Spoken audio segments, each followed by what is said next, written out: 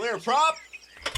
Star 73, Yankee number 2, following twin traffic, 3 mile final, clear Pleasantville. 1 Charlie Bravo, exit in runway 25, going 4 mile final. This is Behind the Prop with United Flight Systems owner and licensed pilot Bobby Doss and his co-host, Major Airline Captain and designated pilot examiner Wally Mulhern.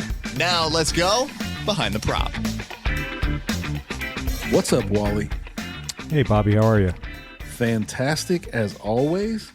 Just got back from a Vision Jet trip. Listeners, don't get too frustrated with me talking about all the time. I'm on cloud nine with all this flying. Wally had some things we were talking about yesterday, and we are going to record a show tonight and share it with the world about commercial mindset. And it's something that I thought I had as a commercial rated pilot. I thought like a commercial pilot. I have good examples. I've shared some of them. But in day out flying in a jet to bigger airports, the mindset for me has changed. Wally, you're a pro. You do it all the time. You do it every day. There's been a ton of bad in the news lately. Yesterday, we were talking, and almost in real time, there was a runway incursion at Chicago Midway, which your jaw hits the floor, and you're like, how does this happen? How many people could have got hurt? And you said, why don't we record a show on commercial mindset? And here we are. What were your thoughts as we put this thought plan together to record the show and share with our listeners what a mindset is of a commercial pilot? Well, I think what we have, by definition, commercial pilot, you can be paid to fly. Okay, so it is your job. And I think we have to think of that. You're being dependent on the operation. You're being paid to, let's say a corporate situation. You're being paid to fly people from one place to another, and at the end of the day, that's what you're being paid for. Tom Brady was paid to manage football games and win games, and that's what a professional athlete is being paid for. So at the end of the day, canceling is not always maybe the best answer. Now, you've got to be able to stand on your own 2 feet and say, we can't go today because of this and this and this. But I think we have to try to be. My first aviation boss, a guy named Eric Mingledorf, if he happens to listen to this, helped me get my career going. And he used to always say, we need to be mission oriented, and we actually used that phrase in one of our podcasts a long time ago. We talked about mission oriented time building, but we need to. The bottom line is we want to complete the mission.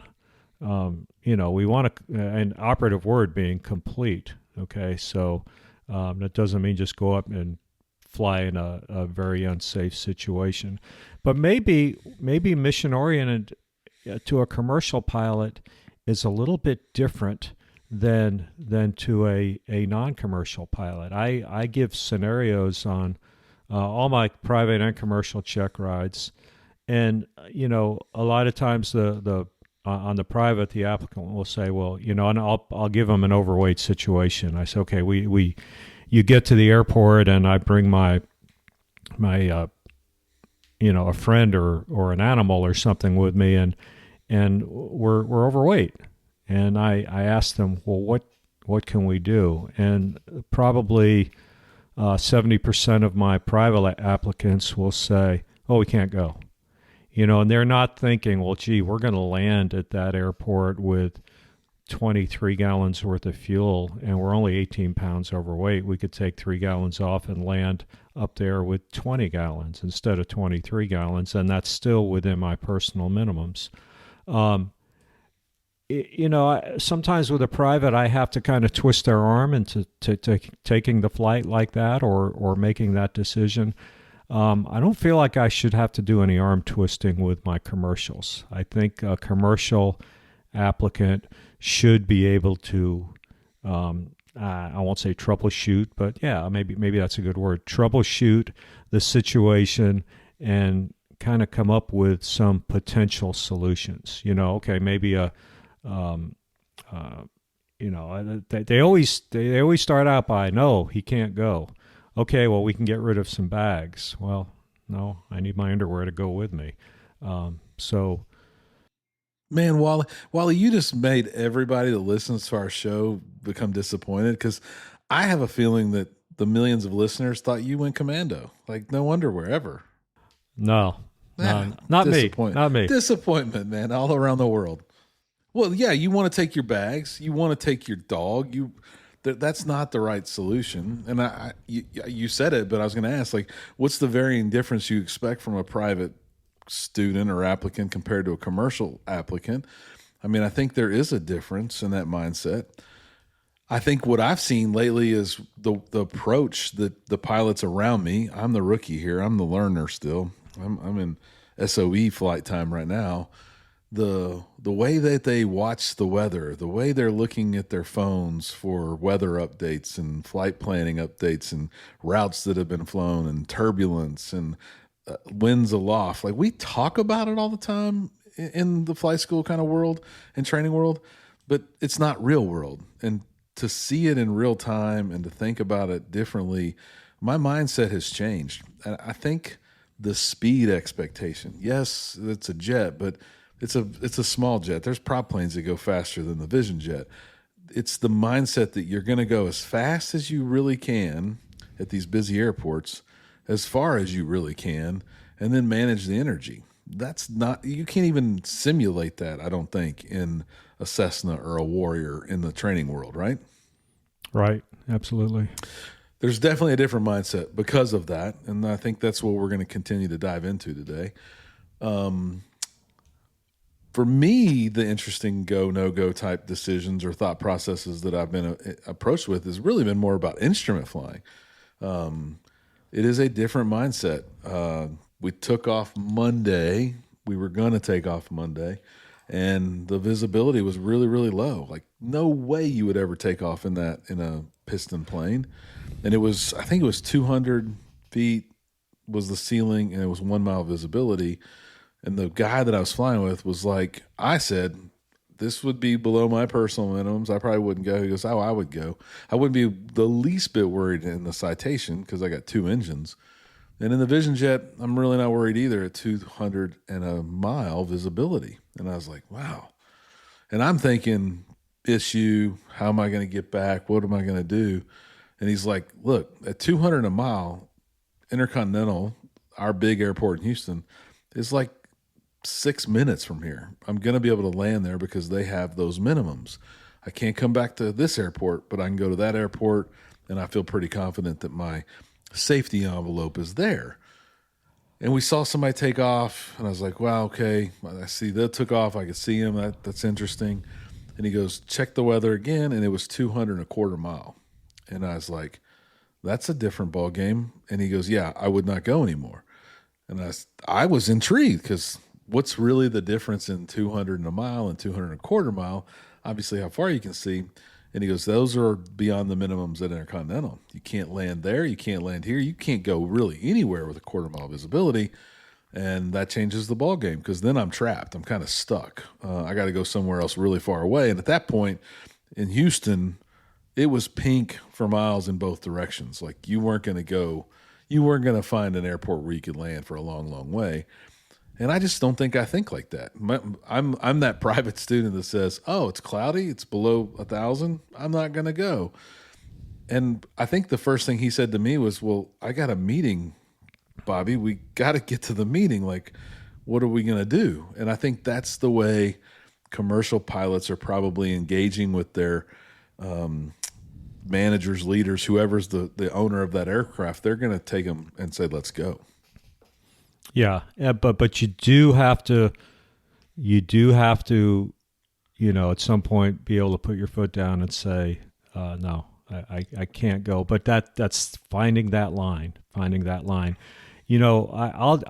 do something with my applicants one time.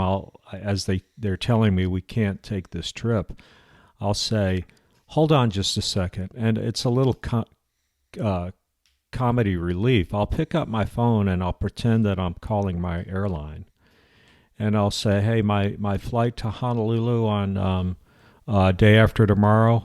I don't want to take off at max takeoff weight, so call up 50 people and tell them they can't go on their dream vacation." And then I jokingly say, "Oh, okay, you want to transfer me to human resources? Okay." And I pretend I'm talking to human resources, and of course on the phone I get fired. And I that's what I say to the commercial pilots. I say, this is your job. This is your job to move this airplane and people. A lot of times applicants will tell me, "Well, I'm not comfortable taking off at 2,550 pounds in an Archer, which is max takeoff weight." And I say, "And you want to be a commercial pilot and you're not comfortable taking off at 2,550 pounds." And a lot of times the response I get is, "Well, I've never done it."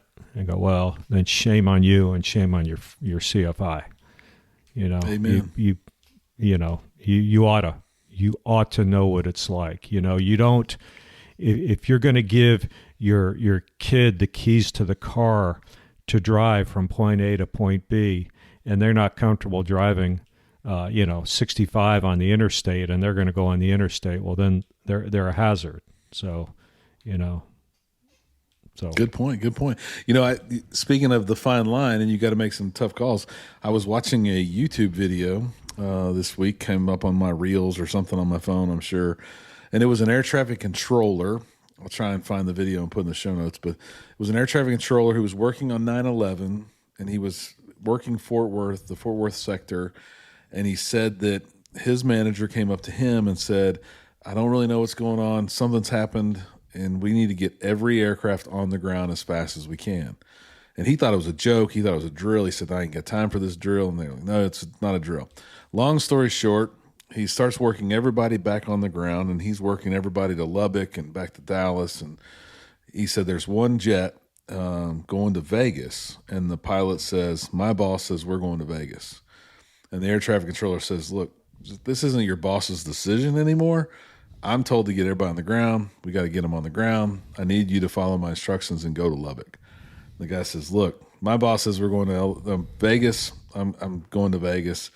And the guy's laughing. This is a funny video, ultimately. And he's like, "Look, I've talked to my manager. You have one more chance to listen to my instructions, or you have to understand that you're going to have company really, really quick." And he's like, "I'm going to Vegas." And he said, "I hit a button, and two F-16s were on his wingtips about 2 minutes later." And he called back and says, "I think I've changed my mind. I want to go to Lubbock." And he says, "Sorry, that's not an option anymore. You need to continue towards Phoenix. You're going to land in Phoenix." And they were on the tarmac for like 3 hours at 120 degrees temperature. And it was a very bad situation. I don't think they got out of jail that day. And sometimes you got to tell your boss, like, "Hey, you don't know what the real rules are here. We need to comply and not go to Vegas today." Right. I can imagine the pressure that a young pilot might have felt in that situation. And of course, you don't know what's happening in New York on that day, but there's times where you say, "No, I'm not going." I've heard every crazy story from a door CAS message that the boss was like, "Hey, it's just a erroneous message. We need to go." How do you know it's an erroneous message? Like, you just got to be pilot in command and say, "We're not going." Right. No chances. In your world, what are some other instrument or approach type things? The speed, the flying to minimums, the not just picking another airport to go practice at is something that I think I've been introduced to lately that's kind of new to me. What do you think we talk about it.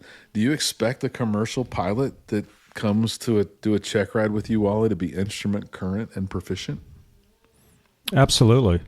And I've had people come to me for instrument check rides, and at the end of it, I explain to them that instrument flying is a quickly erodible skill, especially at that level, and you need to keep up with it. But I I know what's going to happen. They're going to go home and they're going to drive back to the flight school tomorrow, and they're going to start working on chandelles and lazy eights, and then I'm going to get a call from them in about 2 or 3 months or 6 weeks or whatever. And there are times where you wake up in the morning and the weather is kind of wonky, or it's low ceilings or whatever, but you feel it can burn off, and it's going to burn off. That's the way it's been around here for the last several days. You wake up in the morning and extremely reduced visibility, and by 10 o'clock it's fine.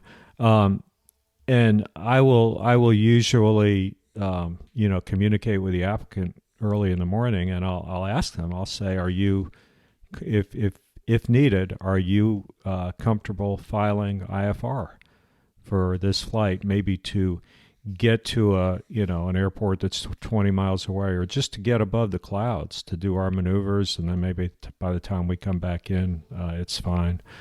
And for the most part, they're pretty good about it. But this one young man that I had several years ago, we to get back into the airport, I want to say it was probably like maybe 1800 overcast.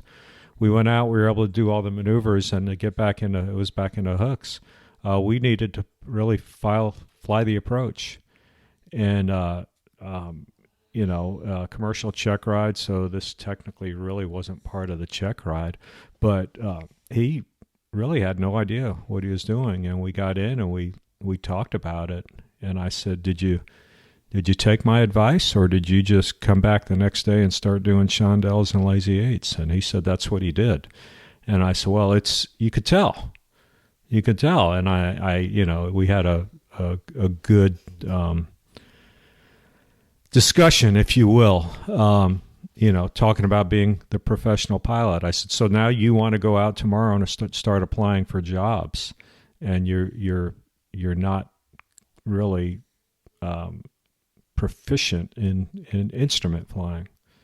And I think it was an eye opener for him. Yeah, no question. I'm sure it would be. And I think what adds to that for me is the fact that I probably let myself get where I wasn't instrument current, and it is an erodible skill. It doesn't come back right away. And to be able to add another level of pressure, whether it be a boss telling you we're going to go, or a air traffic controller to saying maintain your max forward speed, and things are doubling down on you, you got to be really proficient and make sure that you're capable and able to execute what you need to execute. I think when I did my commercial, I was shocked how hard the sectional stuff was again, the airspace was again, because I hadn't thought about it for so long. But man, now that I'm in the level where that's easy and I've got this speed coming at me, I think the instrument stuff is really overwhelming. On top of that, I'll say automation continues to be a surpriser, right? Commercial pilots will have a lot of automation, and they'll be working as a crew. We were flying day before yesterday. We were in approach mode. Everything should have worked the way it was supposed to work. But you know what? The autopilot didn't turn the airplane.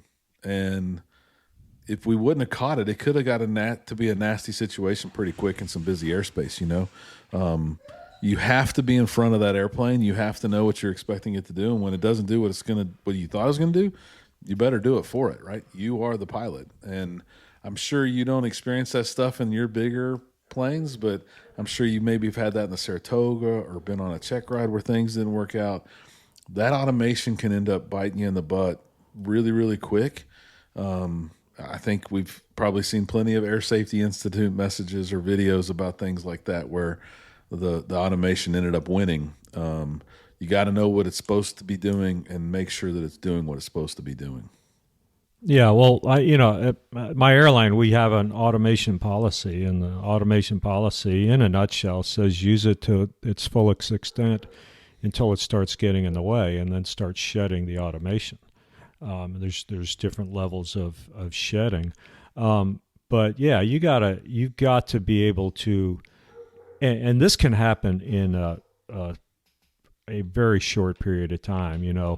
I used to fly the 737 when we started getting the new generation 737s, which is like in the late 1998, 99, and around there. And so they were the latest and greatest. And there were a lot of times in the airplane you'd hear someone say, "What's it doing?" And the joke was the other guy would say, "I don't know, but I've seen it before." And really, it was like, what's it doing? As we learn things, okay, in this mode, it's going to do this if this. Okay, all right, I understand it. Yeah, that's deep down in the book. That's in there. Yeah, I don't see that a whole lot, but occasionally you do. It's what's it doing? Well, it's not doing what I want it to do, so let's turn the autopilot off. And our mantra is flight path first. Is the flight path of the airplane, lateral and vertical, going the way we want it to go? In other words, do we want to be heading down towards Mother Earth? Yeah, I do, and it's not. Okay, we'll turn the autopilot off and fly the airplane. Yeah, today I think I've had a lot of learning moments, and today the pilot that I'm flying with gave me a learning moment. We were flying from Colorado to Houston, and he said, "Man, what's wrong with the automation?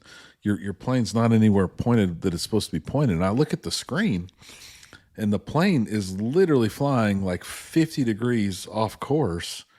And I look at the autopilot control panel, everything's set up right. I'm looking, and I'm shocked. I'm like, well, we got to turn on the heading bug. We got to turn nav off. Like, I need to fly this plane. So I turned nav mode off, hit heading bug, turned to the heading that it should have been flying on, and we turned to it. And he's like, now you're way off course. What's happening? And I was like, at that point, I didn't know. Guess what the crosswind was for us at 31,000 feet right then, Wally? Sounds like it was significant. It was significant. We had a 110 knot crosswind at 31,000 feet. And if you've never experienced that, which many of us in the prop plane training world would not have experienced, the plane correcting for crosswind is looking like 50 degrees left of where it's going. For sure, a Vision Jet's doing 50 degrees left. Where the plane's going to be indication in the G3000 was off the screen. Like, you couldn't even see where it was pointing to go because the angle of crab was so great. But I thought we were off course. And he's like, you were perfectly fine. I just wanted to see if you understood what was really happening on the screen. I've seen 10 degrees correction on a G1000 in the 1A2, but I've never seen that much correction. But you need to understand what that's doing and why it's doing what it's doing. The vertical navigation is something that's still probably not my forte, and I'm learning it. But you need to know if you want to go down, why isn't the plane going down? As you said, it can catch you, and it doesn't take more than about a minute of doing the wrong thing for you to be really out of whack and not complying with what ATC thinks you're supposed to be doing. Yeah. And as we saw missing, by flight rules, we fly around or above or below a Southwest jet today at about 1,000 feet. You don't want to be too far off course at about 1,000 knot close speed, for sure. Yeah, yeah. What about check rides and just flying that you see where people can't really troubleshoot something and decide to throw in the towel? I'll feed you a little hint, like mag checks. Like, mag check fails, we just gonna cancel? Yeah, I see that a lot, and we talk about this in the ground portion. I've got to cover 3 systems, and I'll just throw it out there for anybody that may take a check ride with me. We're going to talk about the engine as one system. We're going to talk about the electrical system as the other system. And then the other one, I'm just going to, pick something. But, I think those are the big ones. I give a scenario of we go do our run-up, and on one magneto, the engine is running extremely rough. What are we going to do? And I'd say for privates, a good 55% of the people, and these are just informal numbers, but I think more than half say, "Well, I'm gonna go back. I'm gonna taxi back." And I say, "Okay, we taxi back. Now what?" "Well, I'm gonna have maintenance look at it." "Okay, well, it's whatever the day of the week it is. Maintenance isn't around. There's no maintenance today." "Oh, well, no, we can't go. We can't go. There's something wrong with the airplane." I go, "Well, yeah, there's something wrong with the airplane, but it's like getting in your car and the windshield is dirty. Is there something wrong with the car? Yeah, you could make the argument something's wrong with the car. The windshield's dirty. Can we clean the windshield? Yeah. Go, well, then, So, that's one that I give, and I get little more upset with my commercials who get out there and I mean, is that the wrong answer? I can't say it's a wrong answer. Is it the best answer? I mean, do we have something that we can do? Can we clean the mags, Wally? Can't we clean the mags? Yeah, well, if you go to AutoZone, you go into the there's mag clean. No, yeah, we're not. A lot of people will say that. Yeah, well, we have a mag cleaning procedure. I go, "Oh, really? Well, show it to me." And they'll pull it out, and I'll say, "How come it says spark plug cleaning procedure? It doesn't say mag cleaning procedure." So I joke. I tell people that, hey, if I ever get to be king of the world, I'm gonna make two changes right away. The first change is the term ATM machine is going to be banned, because ATM machine is like saying automatic teller machine. But the other one is we're going to quit calling it a mag check, and we're going to call it that check that we do is going to be called the ignition system check, because you're really checking the whole ignition system. You're checking a whole lot more than mags. I mean, you would think that when you do the mag check and things don't go well, you would think that you've got a mag problem, and that's really not the case. What about troubleshooting starting? And your expectations as a DPE, private to commercial. So let's say this is the third block of the day where you're doing an afternoon check ride. Student, private or commercial, gets in the aircraft. It's been flown 4 hours previous to this point, and it's fuel injected, and the applicant just cannot get the plane started. What are your expectations? Well, my expectations is that we would try something different. The old adage, the definition of insanity, trying the same thing over and over again and expecting different results. And we see a lot of people doing that, and that's a situation where they've probably never seen this. They've never dealt with a hot start or anything like that, or a flooded engine, whatever the case may be. But that's something that for the flight instructors, if you are in a situation like that where you are having to do a flooded start procedure or a hot start, I mean, that is golden opportunity to really teach. Somebody sees something, talking about it in theory are two entirely different things. I will say this, however, most of the airplanes will have procedures for those, and it's kind of crazy if you actually follow the procedure. Most of the time, vast majority of the time, it works. No doubt. And this time of year in Houston's tough because we don't have too much cold weather, but we've had 30 degrees, 25 when we wake up. It's hard to start a piston plane, and I've had a bunch of phone calls. And the funny thing is we in the summertime, hot engines, which is the majority of what we do, we talk a lot about not over priming. Wally, don't over prime. And I think a commercial pilot should know that the POH has a bunch of really good information in it, and that if you go and explore it, that it's probably going to point you in the right direction. Well, in the wintertime, the POH for a cold start probably says prime it a bunch. I happen to know that a Cessna says up to 8 times. If you pumped 8 pumps in the summertime in a Cessna, it ain't going to start. But in the wintertime, it's probably going to start. And a lot of times I hear students say, man, my instructor said never pump that primer more than twice. Your instructor's not the POH, and there's probably a reason why the POH says 8 times. Yeah. Yeah, another POH scenario that I will give is we're going from our departure airport to our destination, and we get about 2/3 of the way there, and both of us just have to really use the restroom. So we end up diverting, and this gives me the opportunity to ask the applicant about an airport that he or she was not prepared for. Okay, tell me the runway lengths and, does it have services and all that kind of stuff. So we'll go through all that.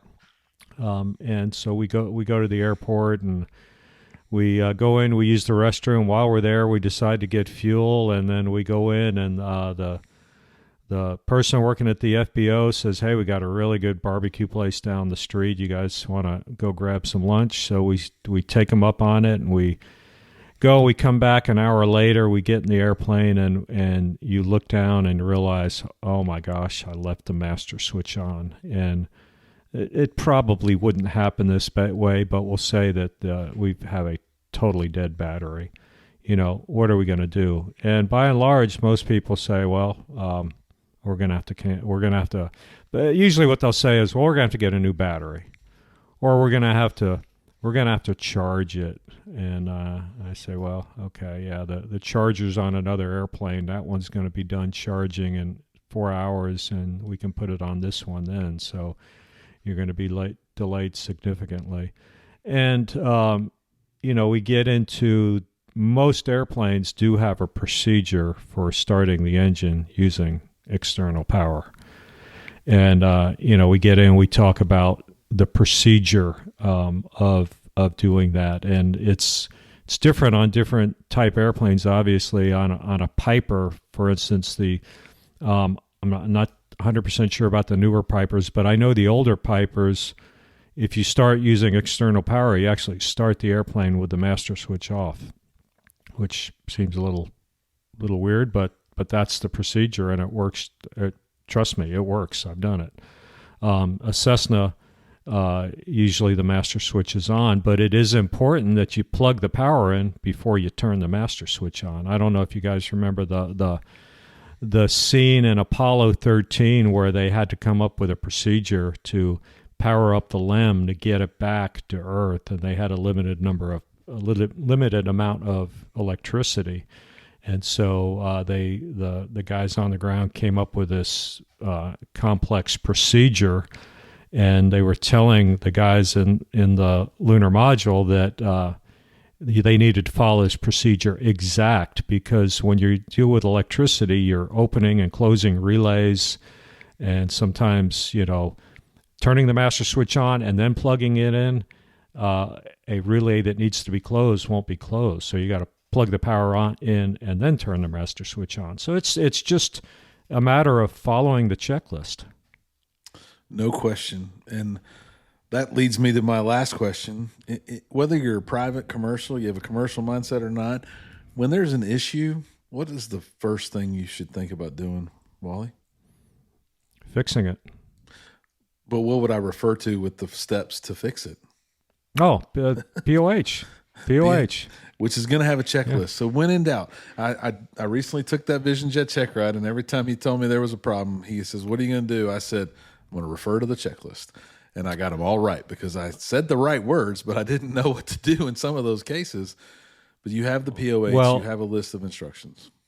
Well, I'm gonna quote my college band director, Jack White. May his soul rest in peace. A sweetheart of a man, and Jack White had many really kind of funny quotes, and this is we called them Jackisms, but this is a Jackism. And this referred to marching band. We everything that we played on the field had to be memorized. We weren't allowed to use music for anything. But when we would be in rehearsal, and he would always say, "When in doubt, whip it out." There you go. You could say that for the POH. When in doubt, whip it out. Thanks, Jack. Well, Yeah. I will say also that whether you're a private student or you're working on your commercial, you should have a commercial mindset. If that's the end game, start thinking like a commercial pilot on day one. I started thinking about it way too late. I learned a lot later, but it would have been nice if I would have been thinking about that early on, thinking about the things that I was going to accomplish as a commercial pilot would. I think I would have been a better pilot sooner, and I got a lot to learn and a long way to go, but it's been a fun journey. As always, thanks for listening, and stay behind the prop. Thanks for checking out the Behind the Prop podcast. Be sure to click subscribe and check us out online at BehindTheProp.com. Behind the Prop is recorded in Houston, Texas. Creator and host is Bobby Doss. Co-host is Wally Mulhern. The show is for entertainment purposes only and is not meant to replace actual flight instruction. Thanks for listening, and remember, fly safe.